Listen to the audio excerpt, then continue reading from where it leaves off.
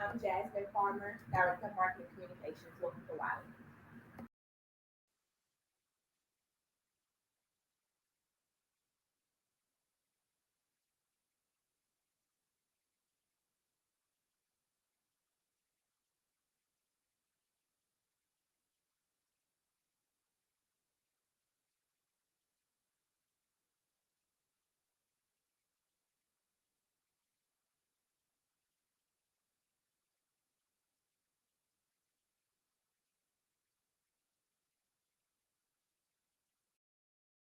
We're gonna. You didn't know this, but that was a branding exercise that we just did. Um, what you said, the language you used to describe yourself, how you chose to introduce yourself was all part of your personal and professional brand. And so we're going to talk today about what it means to brand yourself and to network effectively and with impact. I want to give you some examples of some enduring brands. Who's familiar with Tiger Woods? Right, everybody, right? His brand is an enduring brand. Tiger's had ups and downs, both personally and professionally, but he was still able to show up at the Masters last week at the last minute, and it boosted their ratings. It boosted the attendance at the Masters, and even though he didn't rank in the top, at the end of the tournament, he wasn't the top person, but it's because he has an enduring brand. And I understood that about him. And it was also because he was very focused on his brand. Tiger Woods is a golfer. He is not trying to be a golfer and a banker and multiple things all at once. And so that's one of the reasons that his brand has endured, in spite of some of the challenges that he's faced. Another example of an enduring brand is, it's interesting because I'm not telling you about any politicians during this, is Snoop Dogg, right? His brand started out very rough when I was in college, and it has continued to evolve, but he's managed to keep his edge and be true to his brand, even though he's been able to align himself with people like Martha Stewart, get all kinds of endorsements, participate in all kinds of uh, TV shows, and so forth. And so I bring this up because I want to point out that there's a difference between a temporary brand and an enduring brand. We've all seen examples of people who become famous overnight, seemingly, because of something that they did or something that they said. And then a year later, no one's thinking about them. No one knows who they are anymore unless you Google them to try to, oh, yeah, I think I remember something about that. And so one of the things that I want to encourage everyone here to do is to think about ways for you to have an enduring brand, not just a temporary brand. And you may think, well, Stephanie, I'm me. What do you want from me? Well, I want you to think about the things that you can do, the things that you can highlight that will help people to associate certain things with you. First thing you always want is for people to associate you with excellence.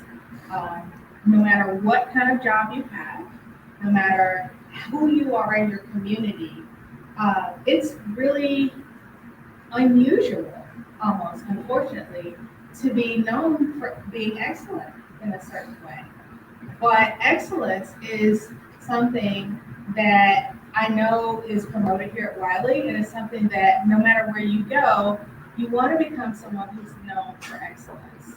Uh, the next thing that you want to become known for is your integrity. And, integrity means doing what you're supposed to when no one's watching, right?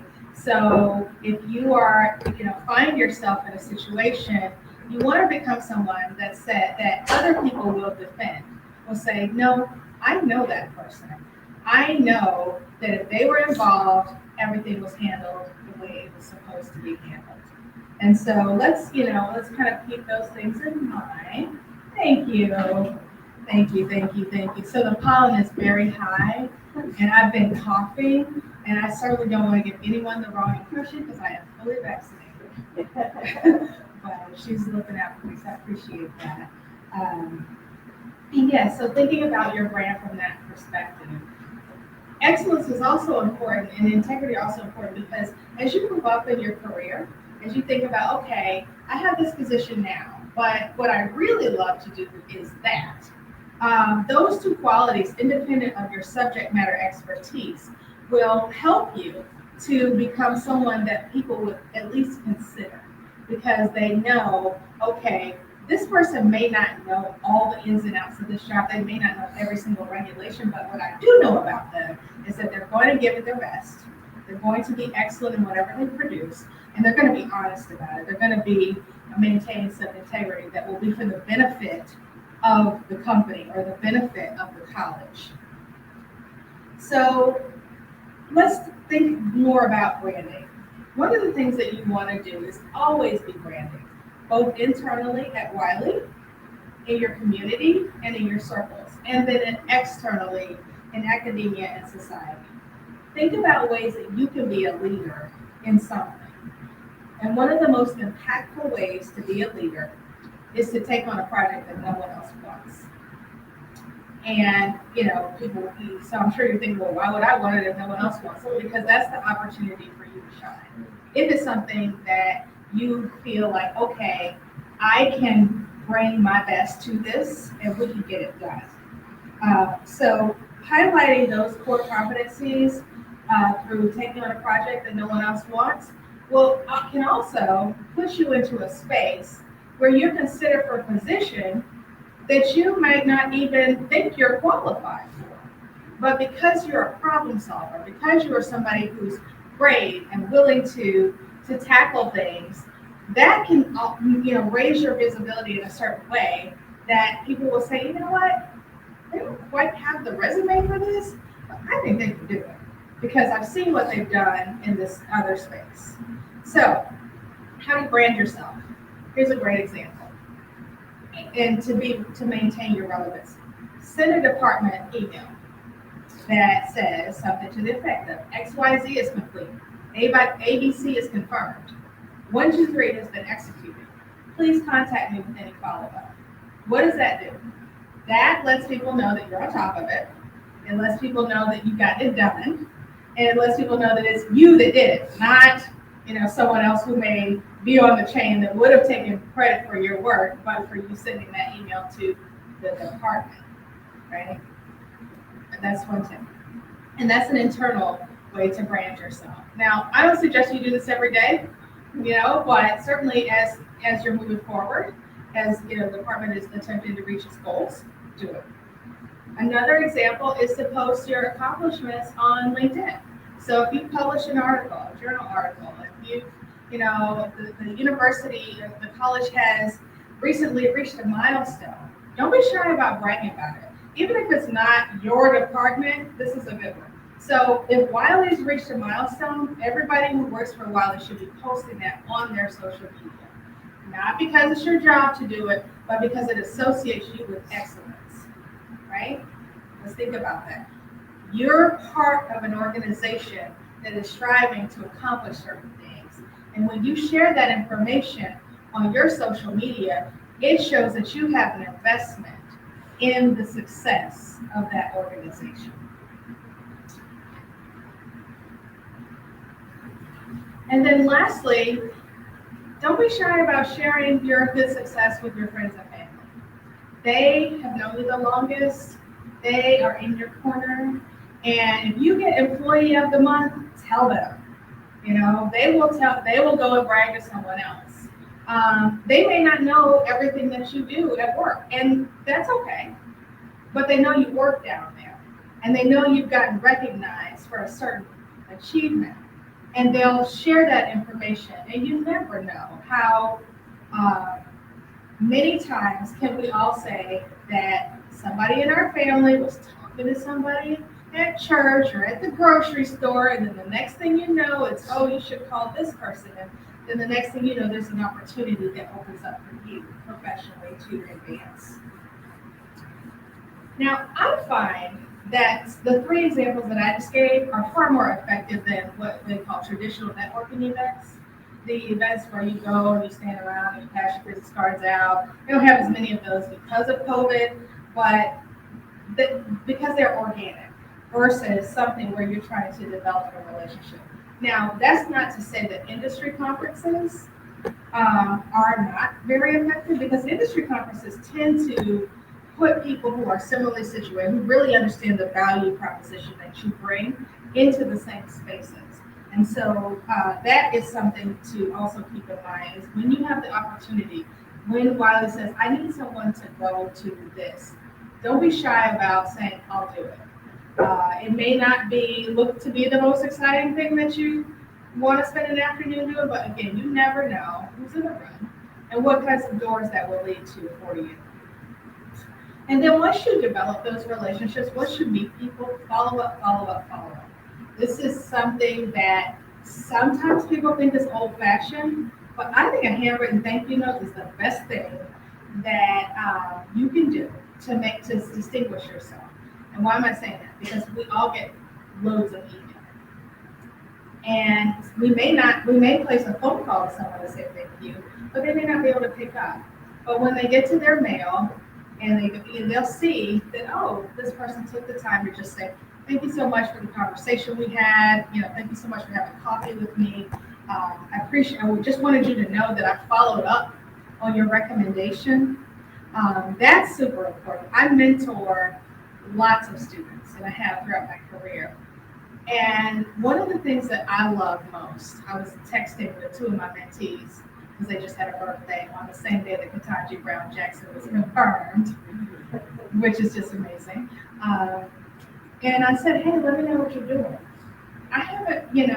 They haven't interned with me in 2 years, but I still want to know what they're doing because I'm invested in their success, and I took the time to teach them certain things. And so, as you cultivate those relationships, and mentorship happens at every level of your career. I have mentors now.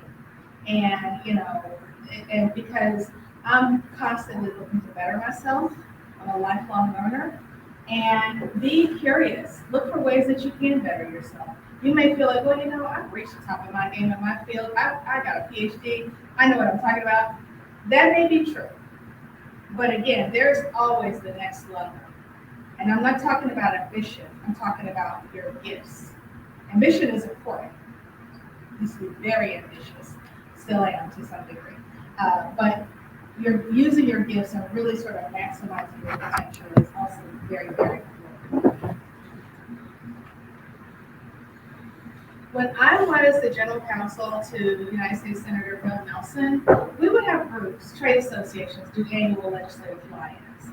And they would come in with a list of priorities and things that they were interested in lobbying for. And they would often ask me, what else can we do? I know you all are getting inundated with lots of bills, lots of legislation, lots of requests. People need lots of things. What else can we do to distinguish ourselves? And I would give them the same advice. I would say,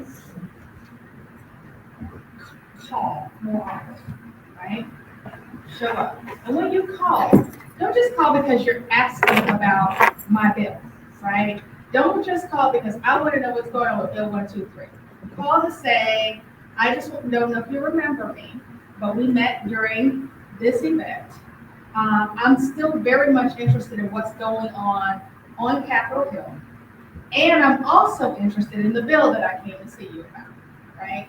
The reason that you have the conversation that way, for example, is because you want the person on the other end of the phone to know that you're not just interested in the one priority that you called them about, but you're actually interested in learning more about the space in which they function. For me, politics, it was the industry that I functioned in. So if people wanted to understand more about how it worked, then it would make more sense to them why their bill wasn't going anywhere, for example, or if their bill was going to make certain progress.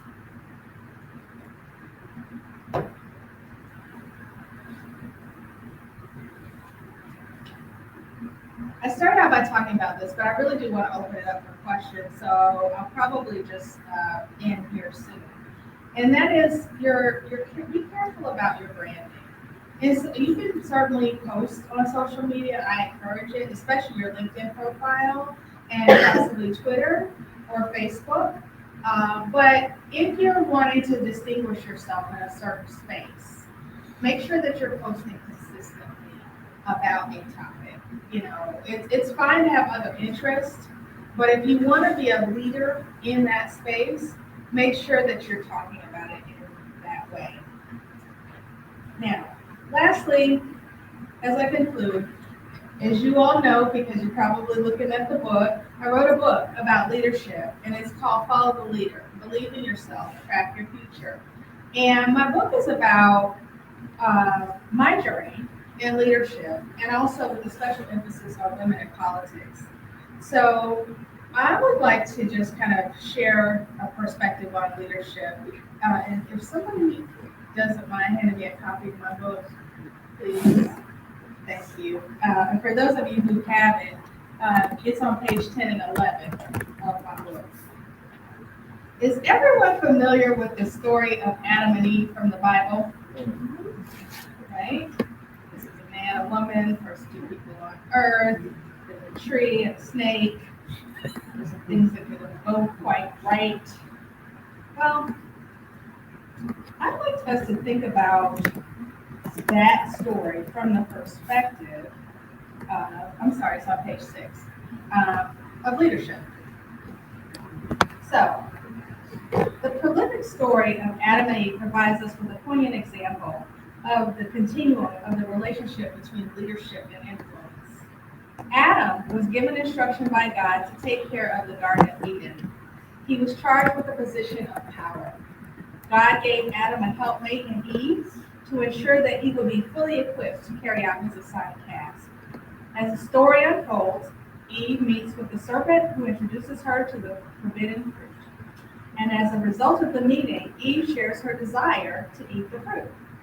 It was at that moment that the lines between leadership and influence intertwined. It can be argued that Eve's ability to coerce Adam to eat of the fruit was an act of leadership. Others might counter that Eve used influence, and Adam deemed that the leader was responsible for the final decision.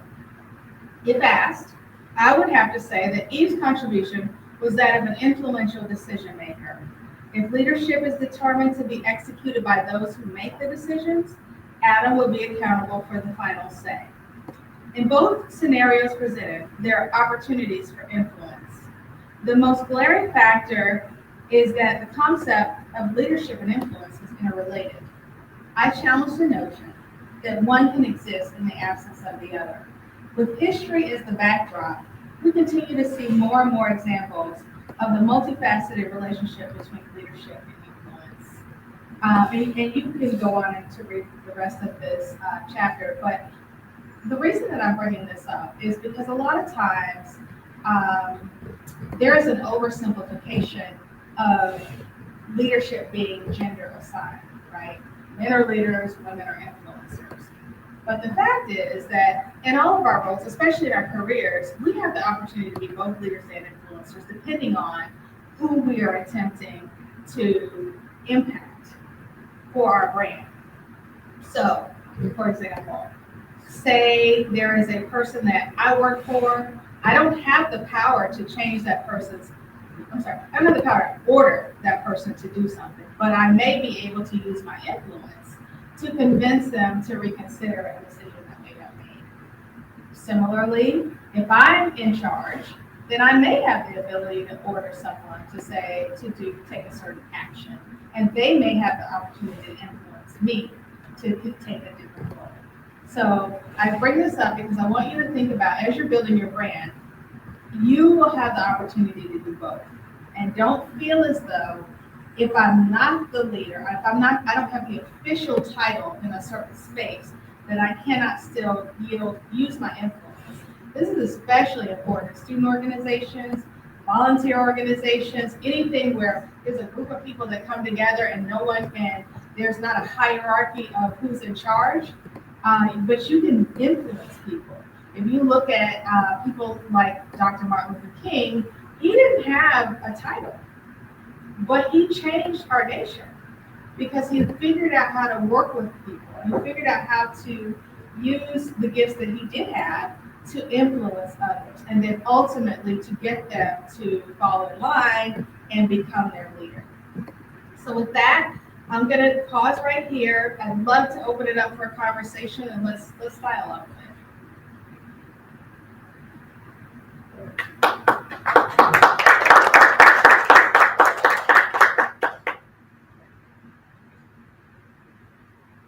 Yes. I found it interesting that you, of course, have the biblical reference, and someone who's in politics, we were having a conversation yesterday on how faith informs justice. So, why that particular example? Why was that poignant for you as an expert in leadership? And have you found that example to be useful in non-religious spaces? So let me answer your second question first. Yes, because it's a story that most people know. Not necessarily because it's a biblical reference, but because it's something that we've all seen commercials about and most people know. I chose that to inform. I do a lot of writing about women leadership and politics, and a lot of times women, marginalized communities, Black folks, brown folks, we don't have the official power. So there's a lot of questions around, okay, how can I impact things? And so this is a good example of ways that people can think about, okay, I might not be in charge. I might not have a whole lot to say, but here are some things that I can do. And I do get deeper into this. And one thing I do want to say, I do talk about this in the book, is that when I was a general counsel to United States Senator Bill Nelson, it's no secret Senator Nelson's a devout Christian. I would meet with loads of people every day, get lots of mail about legislative priorities, phone calls from ambassadors, attorney general, you name it. People, very powerful people who wanted certain things. I would prepare briefing memos for the senator on a topic, or I would go down to his office and talk through a topic with him, discuss the pros and the cons. Here's who's calling about this, sir. We got this industry, that industry, this person, that person. Go through all of this. Give him my absolute best advice after reviewing the data, after reading the reports, after considering the pros and cons, seeing how they align with his legislative priorities.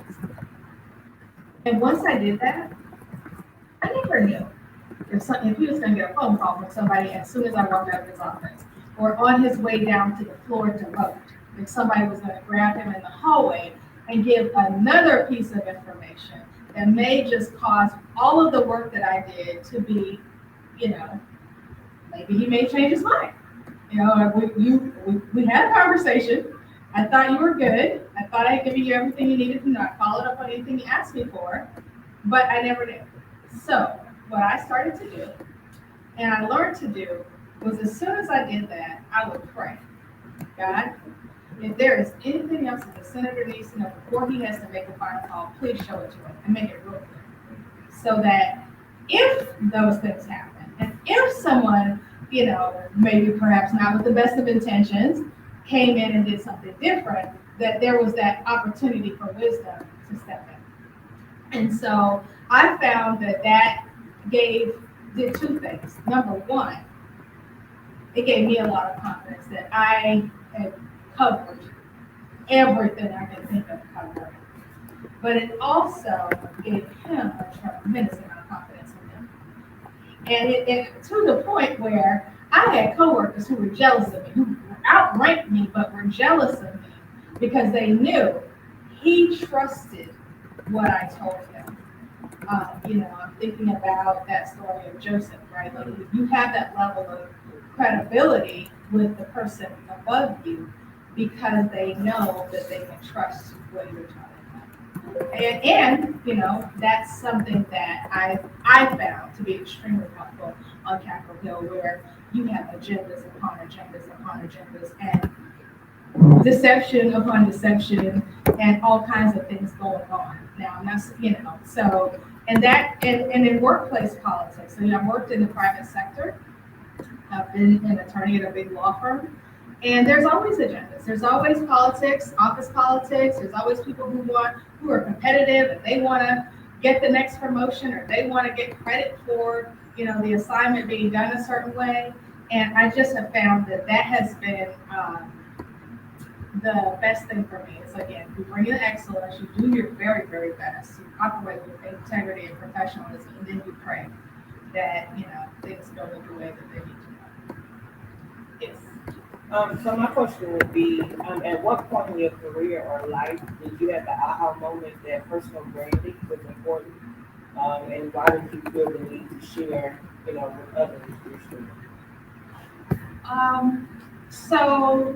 That moment came after I left the Hill, only because the word personal branding really started to become popular. Right?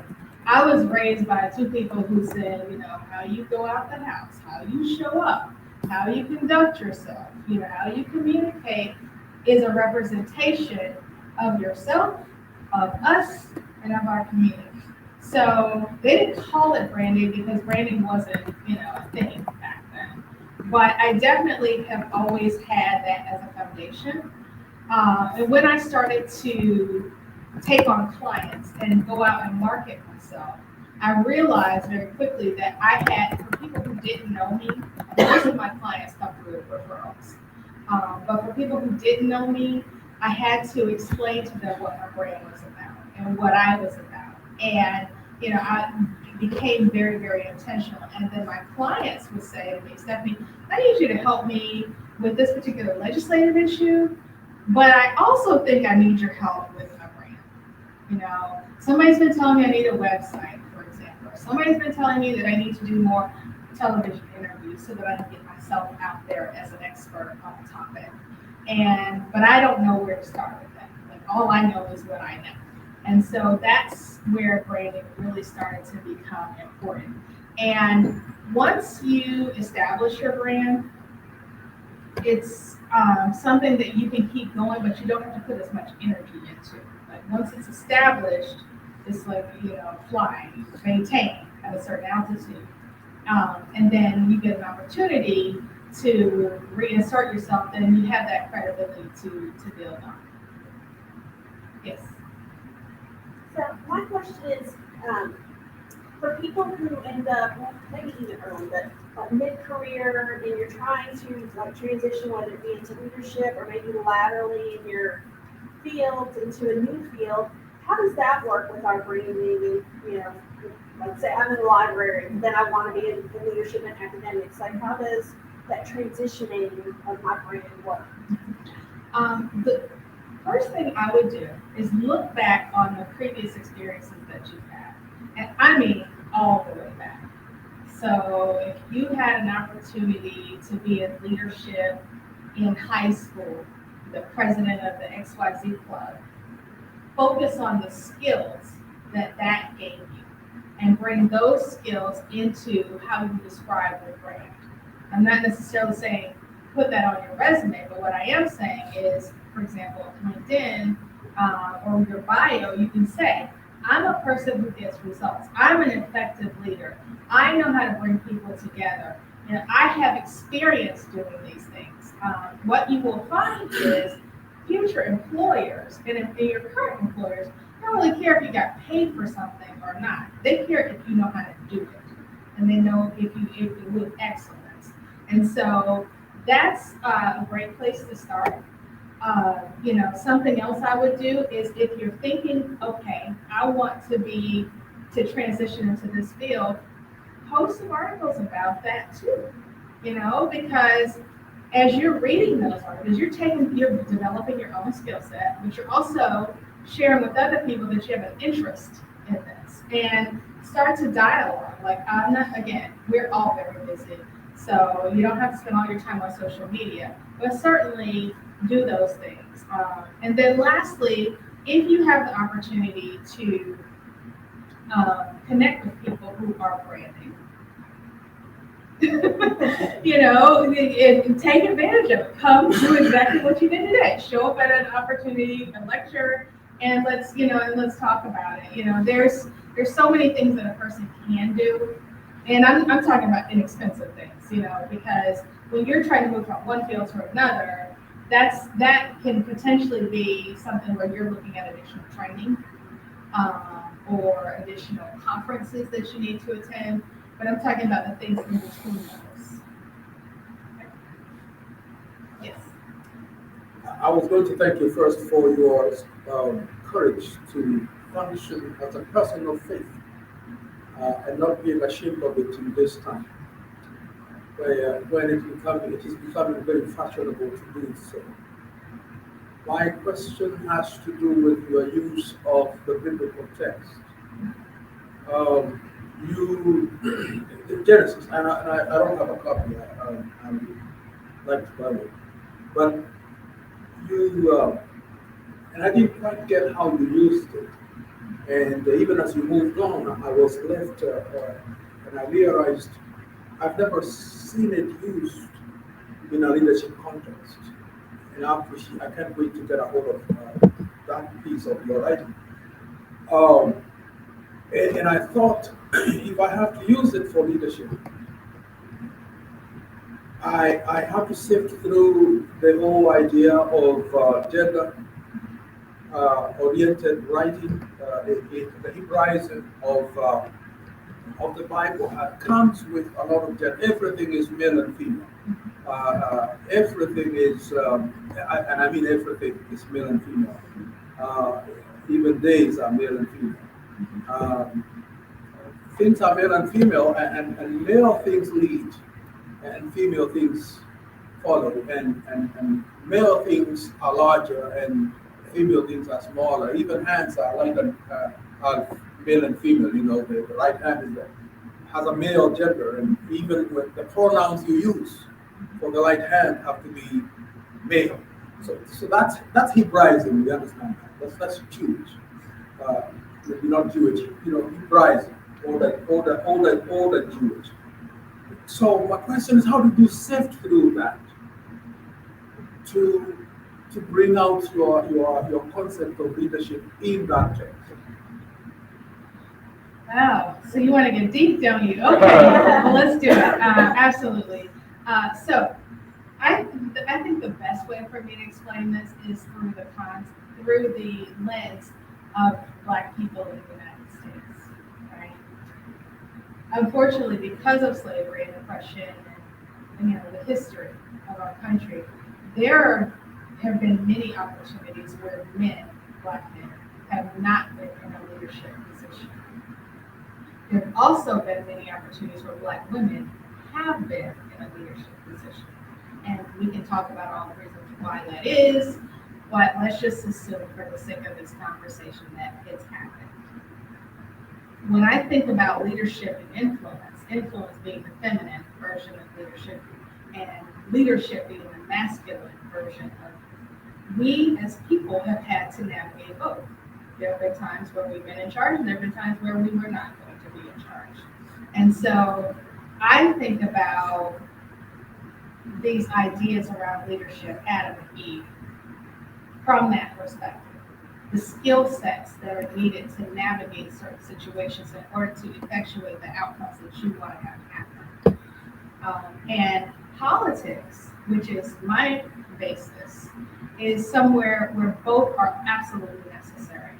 You have to build coalitions, for example. You have to be able to get people out to vote, for example. You have to be able to write a check and support your candidate. And that last thing that I just mentioned is something that we as a people are just kind of learning how to do, because we've been discouraged in some cases and flat out prohibited in other cases historically from contributing to elections and to candidates. And so I think it's a more constructive use of time to think about what skills are going to get me where I need to go, right? And those skills can be both masculine and feminine as the case warrants. Okay. Anybody else? Well, thank you so much for having me. I'm gonna be signing my book. Happy to chat further with you all. And also, please feel free to stay in touch with me. My social media handles are all my first and last name. And LinkedIn, I'm also on LinkedIn. My contact information is in the back of the book. And I'm happy to hear from anyone here who wants to talk further. Thank you again on behalf of our president, our 17 presidents here, and I mean, for being with us. Thank you all so much for sharing and for asking questions and participating. You shared, there's a book signing over here. You're welcome to tonight to get a book, you're in charge.